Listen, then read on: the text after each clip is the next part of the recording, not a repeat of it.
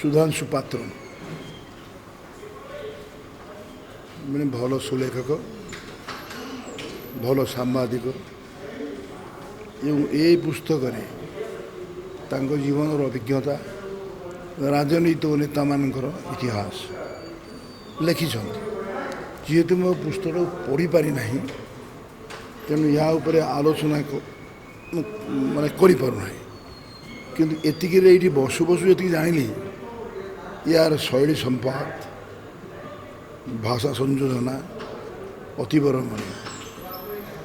ତେଣୁ ଏଭଳି ପୁସ୍ତକମାନ ଲେଖି ଯେଉଁମାନେ ସାହିତ୍ୟ ଓ ରାଜନୀତି ସମୃଦ୍ଧ କରୁଛନ୍ତି ଗଣତନ୍ତ୍ରକୁ ବଞ୍ଚେଇଛନ୍ତି ସେମାନଙ୍କୁ କୃତଜ୍ଞତା ଜଣାଇବା ବ୍ୟକ୍ତ ମୋ ପାଖରେ ଭାଷା ନାହିଁ।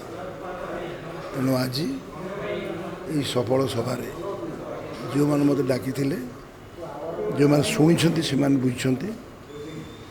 ରାଜନୀତିର ଅନ୍ୟ ନାମ ବର୍ତ୍ତମାନ ହେଇଛି ଷଡ଼ଯନ୍ତ୍ର। ଯିଏ ଭଲ ଷଡ଼ଯନ୍ତ୍ର କରିପାରିଲା ସେ ଉଠିପାରିଲା। ମୁଁ ତ କେବେ ଜୀବନରେ ଷଡ଼ଯନ୍ତ୍ର କରିନା ଉଠିବି କେମିତିଆ?